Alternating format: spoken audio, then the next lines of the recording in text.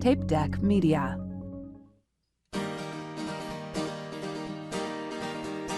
My friend Dan, he's got a podcast, cause all comics need a podcast, and nobody had a podcast called The Art of Bombing. So Dan went out and bought a tape deck. Who knows why he bought a tape deck? Podcasts don't get played on tape decks, but Dan is from the 80s. So hey there, all you funny jerks, come talk to Dan about your work. Tell him all about your worst times. It's The Art of Bombing.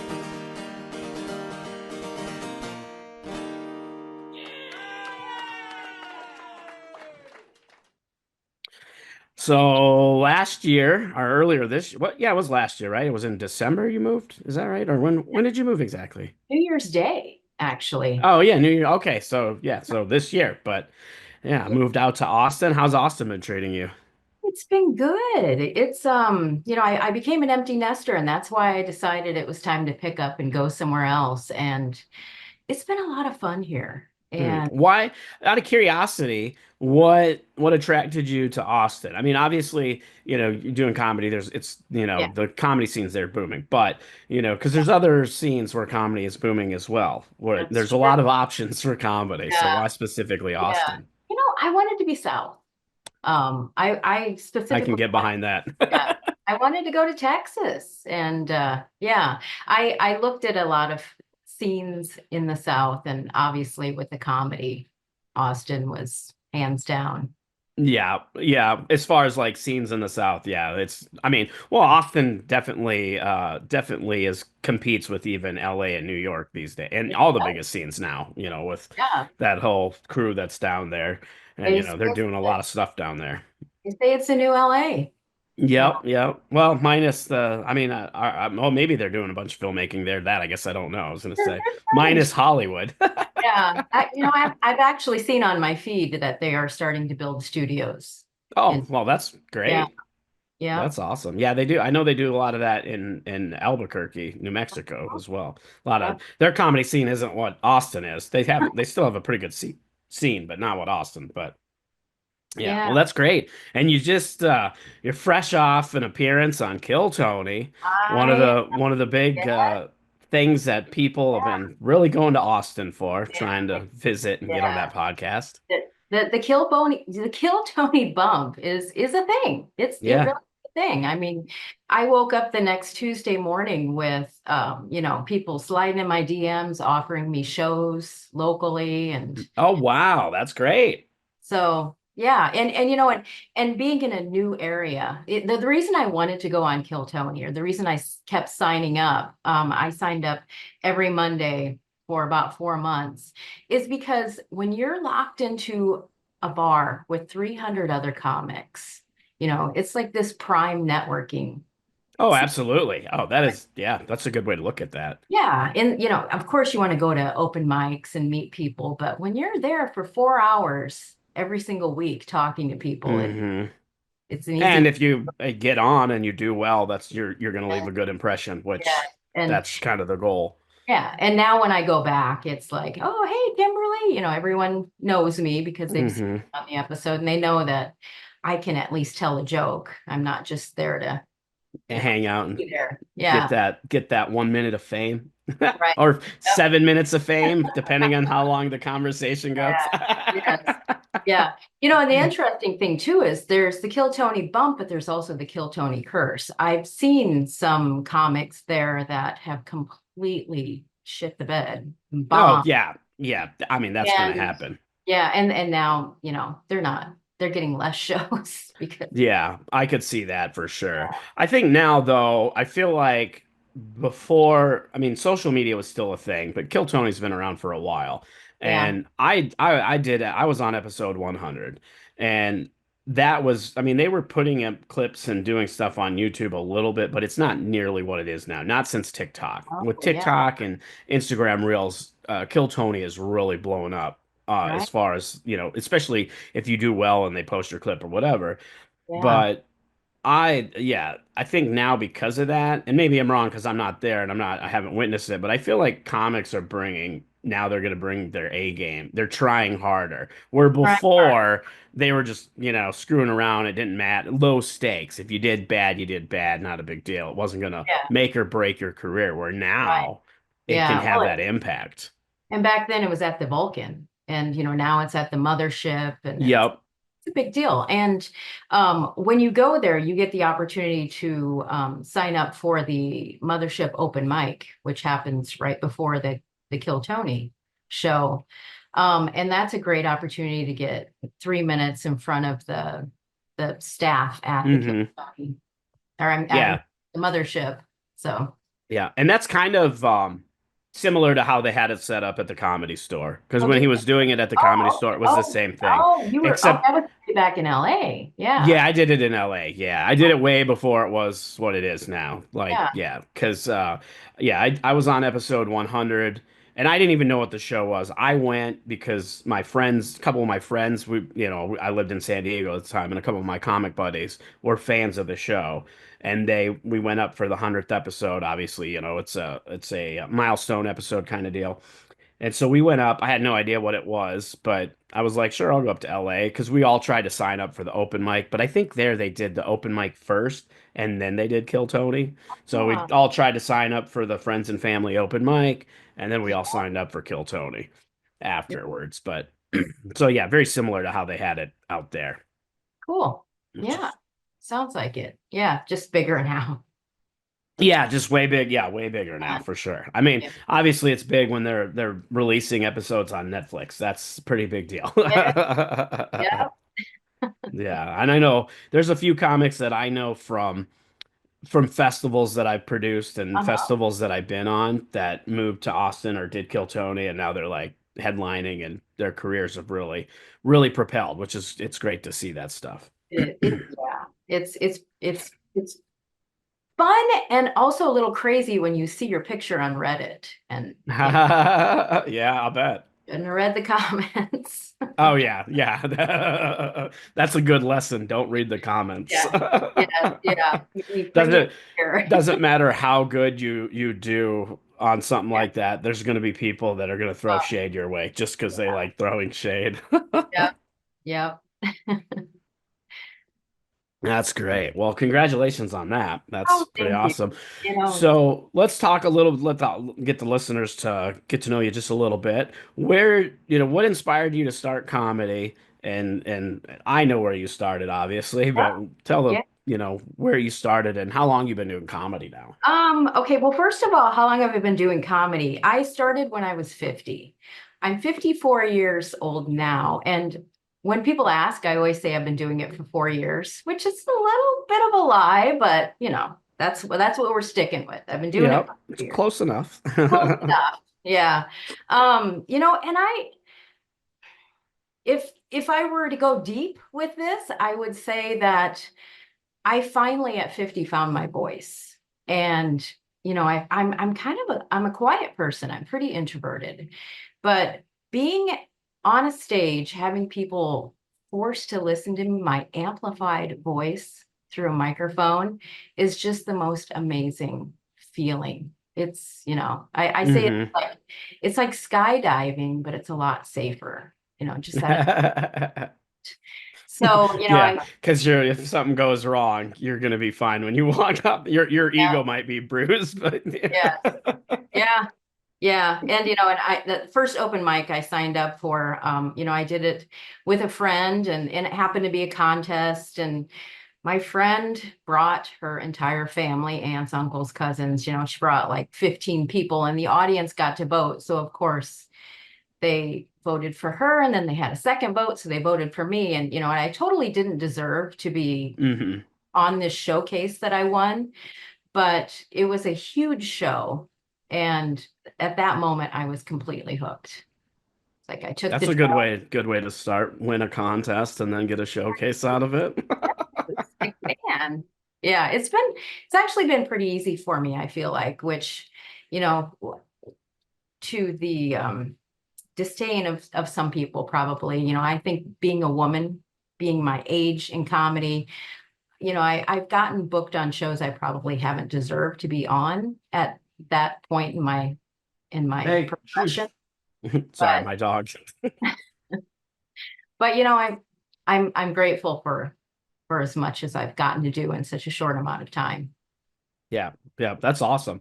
I mean, but that's good. And obviously, you can say that you probably didn't deserve it, but you wouldn't have got the spots if you didn't. There's that aspect of it too. You know what I mean? Like, sure, some things you got lucky with or whatever, but that's part of like anything, like any career. Like when you get a great opportunity, sure, your ability to do it and the skill and things all contribute, but there's always a little bit of luck that puts you in the right place at the right Yeah. time. Yeah. What is the saying? Luck is just being prepared at the right moment, or yeah. Yep, exactly. And obviously, it's been working out because if you weren't prepared and couldn't live up to the challenge, you wouldn't be still getting booked and so on and so forth. So, True. and True.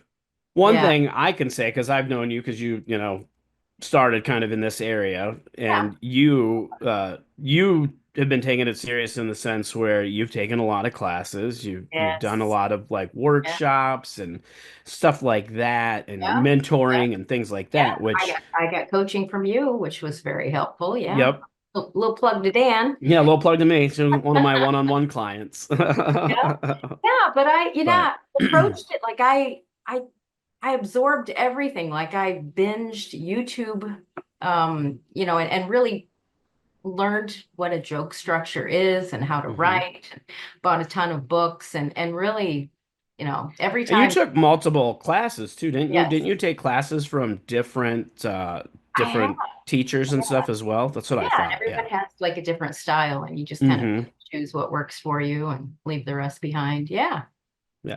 Did you find, 'cause I always like asking this question because there's, when it comes to taking comedy classes, there's always like, I don't know, it's a weird thing where some comics are like, oh yeah, they're great. And other comics are like, oh, they're just a scam, just like festivals. Yeah, yada, yada, yada. People that listen to this podcast have heard me say that a bazillion times, but I always like asking this question because I feel like anything, like you wouldn't like if you're a salesperson, you're gonna go to sales training. You're gonna get training. You don't just become good. Obviously, with comedy, going to open mics and doing it is good training, but I feel like you can definitely learn some stuff to help you along. Do you feel like taking these classes helped, excel you a little bit, especially starting later in life? If you Oh, would have did absolutely. just going to open mics? Yeah, absolutely. Because you can develop bad habits. And I feel like, Hmm. if you're new enough, you're not going to get those bad habits. And I noticed that a lot here because so many new comedians have flocked to Austin. Hmm. I'll talk to these people, and I'm like, how long have you been doing this? How much stage time do you have? And it's like 2 months. And I'm like, well, do you know joke structure? Have and I'll just kind of ask them like, how much have you been learning about what to do, how to tell a joke? And the swagger and the confidence gets in the way. Oh, absolutely. Ego Yeah. is like so Yeah. many people start comedy think they like they're the best. There's a little bit of delusion in there too. Yeah. Not till they get that really bad bomb where, Uh-huh. And I also think that it comes down to like, I feel like there are two different types of personalities as far as comedians goes. There's the extrovert who's they've been told their whole life, oh, I'm so funny, I'm class clown. And then there's the introvert. And I feel like the introvert has the advantage because you don't know what's going on in here. Hmm. And so it all comes out in my writing. And it's well thought out and crafted, where someone who's very extroverted just gets up and just riffs. Yeah, yeah, yeah. And Because they're very outgoing and everything. yeah, yeah. Yeah, I can definitely see that. That's a good comparison there on the two different styles or two different types of comedians for sure. Now, I'm just curious before we get into like talking about bombing and your bombing story. You said you've read a lot of books and you've taken classes and all that. of all the books that you read, was there one that stands out the most as far as like that was the to you? There is, yes. Steve North, How to Kill a Comedy. He talks about your persona as a comedian. And once I learned that, everything kind of clicked for me because, you think of like Rodney Dangerfield, for example. Hmm. He has this persona of like he gets no respect. And he has this blind spot where he gets on stage and he tries to convince the audience that, he deserves respect. And the audience is in on the joke and he's not. And once I got that, it's like, who am I as a comedian? What is my persona when I get on the stage? And, you kind of flip into that. At least Hmm. that's my style now. It's like I'm a middle-aged lady. I'm kind of clueless. I think I'm like this, hotty toddy sexy. I keep getting shit on by men, and I'm sorry, I'm cussing. But I that helps in my writing when I get into that mindset. It's like, okay, this is how I want to structure this joke. Hmm. That So that book, recommendation, if you're listening and you're newer comic, How to Kill It Comedy. yeah. That's a book recommendation right there. Yeah. And at the last part of it, he goes into different types of joke structures, which is really helpful with my Oh, writing. that's great. I'll probably check it out. I've actually been reading How to Write Funny from Scott Dickers, who's one of the That co-founders of The Onion. Oh, you had that book? Yeah. I've already well, kind of read it. I bought the audio book, and then I have a friend who's kind of my mentor, but we've been accountability partners, and so we meet every couple of weeks. We do phone calls and stuff and kind of check in to see where we are with the goals that we set for those couple of weeks and the things we're trying to accomplish. And he's been reading it and he recommended it, and I was like, that sounds, I'll have to check it out. And then I went online to order it, and I was like, oh, this is already in my Audacity queue. Oh, I've already read it. But then I was like, uh, I'll buy it because when I was looking at the book online, looking, kind of doing the preview, there's a lot more like illustrations and things that are in the book, the hard copy versus like an audiobook version that you're not getting. So I would say this too, if you're going to look at doing some kind of comedy books to read, don't do the audio versions. Go get the real book because Yeah, it'll have other resources that aren't going to come up in that audiobook. I agree. Yeah, I have the audio of How to Kill a Comedy, and it's an AI voice, which I don't mind, but it's very abridged. Yeah, yeah, yeah. I could see that for sure. Well, let's get into the bombing. You've been doing comedy 4 years. You got a different start than most because you won the contest right away. So that probably boosted your ego pretty well. And yeah, I got $25 in that show, and I'm like, I'm a paid comedian. Right out the gate. Oh. Oh, that's funny. Yeah, yeah. I would say probably maybe 6 months to a year into comedy. I don't think I had really figured out joke structure yet. And I stuck a new joke into the middle of a set. And I did Which, in theory, that's a it's good idea to do it in the middle and just, yep. yeah, but I didn't have it down right. It's like, and this particular audience was pretty progressive. So the joke was about me being attracted to redneck, blue collar, truck driving men. And when the first punchline didn't land, you start getting in your head like, oh, Oh, no, yep. You go into panic mode. yes. And then this lady yelled up, well, you can keep them. And Oh, I like everything just left my brain and I just stood there. I'm like, well, I will. And then I was done. Like I I didn't, will. Suddenly yeah, turn into a ghost. yeah. And I couldn't think of the rest of my set. And so I just kind of stood there and said, oh, okay, thank you. And I left. And Oh no. It awful. It was threw awful. you off so much that you Yes. you you got Yeah. the old brain freeze or I never had the anyone yell back at me. I wasn't prepared for it. And so, yeah. oh wow. That's That's Uh, tough when you get yeah, thrown off so much that you just forget your set. And I've seen that happen before. I've even experienced that where but I didn't like run off stage. I stall or I just kept, you just go into panic mode and I started doing not necessarily improv, but kind of riffing, but then that wasn't helping either. And then I yeah, would usually, if I stalled long enough, I could come out of it. But I've yeah, definitely experienced that where you go blank. You're just like, yeah. uh-oh, what? Yeah.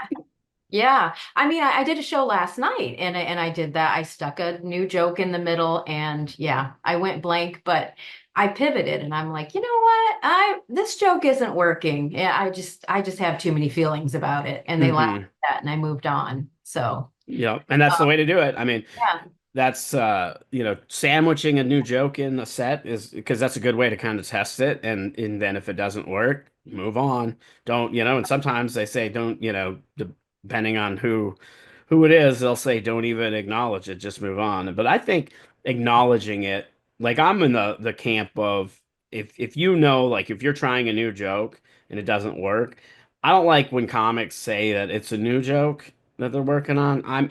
And believe me, anybody listening, don't come at me. I've said it. So I'll admit that I've said it too.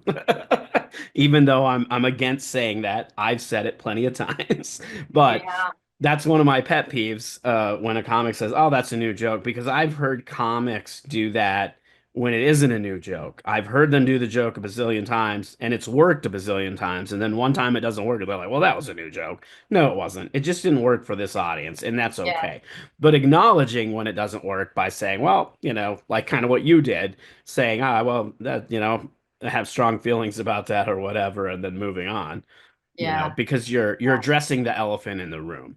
It yeah, eases, and part of comedy is easing tension. You build tension and then you release the tension, and that's when you're doing bad. You're, whether, if you're telling a joke that nobody's into, you're building tension because they're waiting and they're waiting and they're waiting and they're waiting, yeah, and then there's no payoff. And then saying something simple like, "Well, I have strong feelings about that," and yeah. then you do something, that breaks that tension for sure. Yeah. And I feel like, a good comedian has conversation with the audience. Like a set is a conversation with the audience, which is different than doing crowd work. But I feel like when I'm talking to the audience, I picture like I'm talking to my friends. Hmm. I have Do too many you feelings about that. Yeah, and that's I agree with that 100. Like for me, I think the best comedy is when it seems conversational. But Right. it's a one-sided conversation. Obviously, we're not trying to get, well, some comics are trying to get the audience to talk back, but most comedians want to do their written material. But to me, the best comedy is when it seems conversational Exactly. because Yeah. it's more Spread. relatable. You're getting on that personal level almost. Yeah. Yeah. Yep. Now, when it comes to, so you won that contest right away, and Mhm. obviously gave you kind of probably gave you a false sense of confidence. Yeah. Yeah. How, how how did that affect you going forward? Like, I mean, because obviously you get this confidence boost, you got paid for it, you're feeling real good. Then you go to other open mics. What was that first open mic like after? Hmm. Yeah, it is a little bit of a letdown when you go from this big room to a brewery, a small crowd, and the joke that landed so well now it gets nothing. And it's Hmm. yeah, it's but for me that just like I, I went back to the books, like I want to do this right. I want to learn everything I can. And so yeah. Hmm. I'm And I I think that's a good approach because when it comes to, again, anything really, if you want to be good at something, practice makes perfect, but also training and learning as much as you can about it. I mean, essentially trying to become, quote unquote, an expert, yeah. And I feel like the bombing story I told you, it's like I did drive home thinking I never want to do comedy again. But I woke up the next day going, okay, let's analyze everything I did wrong so that I Yep. can not do that again. Yep. And that's the approach too. Yeah. If you're not watching the tapes or listening to the tapes, you're not going to get better. Because that's the other thing too. You see this a lot with comics. Will have a good set and they'll listen to their sets, but they're more concerned with listening to those good sets and instead of like, oh, when they have a bad set, they just try to tune it out and pretend it didn't happen. It's like, well, you're going to learn more from that bad set. That's If you're doing just studying your good ones, you're just gonna get stale because you're just gonna right. try to copy and repeat, Yep. rinse, repeat, as they say. Yep. Yeah. Um, Uh, we're gonna start wrapping up here pretty soon, but I want to know what's the biggest, have you seen bigger, like any differences from being up here in Colorado to being in that scene there as far as styles of comedy or like just like any like differences that kind of stand out, whether they're positive or negative? um, well, it's so saturated here. There's like a comedy club on just about every street corner here. That Um, sounds like LA for sure. yeah. And so, there's so many comics, and I do feel like there's a lot of audacity here. hmm It's not really about When about you say audacity, are you saying do you kind of mean like shock comedy where people are yes, trying to okay, shock the yeah, audience? Yeah. yes, Trying to yeah, be edgy. right, yeah, yeah. And it's funny. I think one of the first open mics I went to, because I'm very formulated now with my jokes, and I got up there and they're like, "Oh, she was actually funny." I, sh- I Sorry. laugh at that just because that doesn't surprise me that people are Yeah, like that. yeah, They it's easy to make like a judgment based on how somebody looks or presents themselves yeah, off stage. You know what I mean? Like, yes, because even I get like I still get stuff like that. I've been at shows where I go in early and sitting at the bar just kind of hanging out and have a conversation with somebody at the bar and and then I comes up that I'm the entertainment for the night and they're like, "Well, you don't seem very funny." It's like, "Yeah, also I'm not working right now." yes, exactly. Tell me a joke. Give Yeah, me give me five, wait till the show starts and then, come see me after the show and let's talk about that. yeah. And then hopefully I don't bomb. Hopefully it doesn't ring true what they said. You Oh, to say too, like the open mics here are wild. Like I went to an open mic recently where the host, a female, she said, "Here's my Venmo. If I get $50, I'll show you my oh wow. and if I get $200, I'll show you my bum hole." And people furiously started getting on their phones, and she did. She showed Wow. everyone her lady parts right there on Well, stage. I'm like, I am not in Colorado anymore.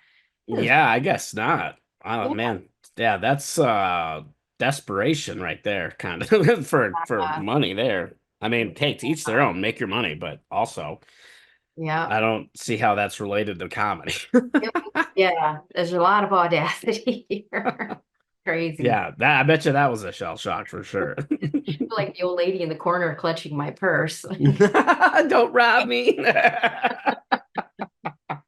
Oh, that's hilarious. So you're going to be coming back to Colorado. Yeah, you've been, like I said, you've been doing comedy for 4 years. You've been down in Austin for most of this year, but now and you did some shows with Moms Unhinged as well, didn't I you? have, Yep, yeah, yep. That's another popular show that's yeah, been very popular throughout, yeah. in the They last travel year. They've across like the blown country. up. Yeah, and Yeah, they've been selling out everywhere, which yeah. is great. But you're going to be coming back because you're going to be performing in the Boulder Comedy Festival I that's taking am. place this Yeah, upcoming weekend. yeah, yeah. I'm really looking forward to that.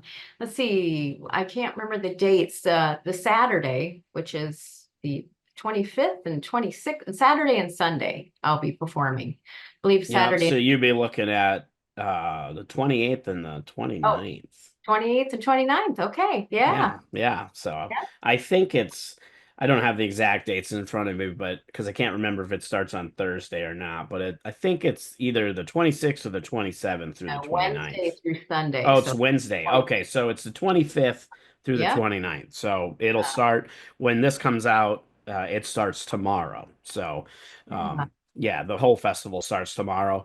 If you're in Colorado, in northern Colorado, I would go check out the Boulder Comedy Festival. They bring Yeah, comics, a lot of comics from all over the country are going to be here. yeah. But A lot of good. continue with when people can see you and what shows you'll be Um, doing. am I going to say this right? The Doll Art Center, in Boulder on Saturday night, and then the Junkyard on Sunday at 2. Oh, an afternoon show. Yeah. Oh, fun times, fun times. Yeah. Still trying to decide if I'm going to tell my raunchy jokes at that one or not. I mean, it is the afternoon, at least, it's not like it's a breakfast show or something. Right. Yeah. Is this your first festival or have you done a festival It before? is my first festival. Yeah. Oh, that's fantastic. Congratulations on that. That's always a nice feeling when you get that first festival in there. Yeah, I'm excited. I'm looking forward to it. That's Yeah. great. Well, yeah, definitely go check that out. And just for the people listening, if they haven't already watched it or listened to it, what episode of Kill Tony were you Um, on? Do you remember? 720 with Carrot Top. 720 with Carrot Top. So if you want to go watch Kimberly on Kill Tony's episode 720. It's a 2-hour episode, so I'm the second to the last bucket full. So Oh, okay. So that towards way, the end. yeah. Yeah. I think But on mine, I'm like in the middle somewhere. Yeah. Yeah. I'll go back and look for 100. Yeah. Yeah, it is out there. I don't know that you can watch it, but I think the audio version is out there. I don't remember if there's any video of it up, but yeah, it's still out there. Yeah. So, And of course I've like cut every clip of it and put it on my social media. So which is nice. They give you the video and let you cut it up or no, I just screen recorded it and edited oh, threw oh, it out. nice. Yeah. Nice. But they haven't said anything to No. Yeah. sometimes, people they get all weird about that stuff. But if there ain't no contracts, they probably Yeah. won't say anything. Because I know like with dry bar comedy, they because of the copyright stuff, sometimes they get they're a little they can be kind of difficult sometimes with it. Not like terrible, but Right. Yeah. but again, I get it because they have a copyright on it and they're trying to make Yeah. money on it and things like that. So I get Yeah. why they do it, but Yeah. I wondered about that, but I noticed everyone else does it. So yeah, exactly. And then finally, I guess where can people find you online? Plug your social media. it's Kimberly Kismet. Or if you can't find that, it's Kimberly Koester. And that it's not Coaster, but it looks like Coaster. I like that you say that right at the end because I was notoriously terrible at getting her name right for the longest time. I said everything but Kester. Coaster. My brain just could not comprehend. German, the silent. Looking at the spelling of your name and trying to say it, my brain just would not comprehend for the longest time. Oh, well, thanks for doing this. Oh, thank you. This was fun. It was good to see you. Likewise. This has been a Tape Deck Media production. Thank you for listening.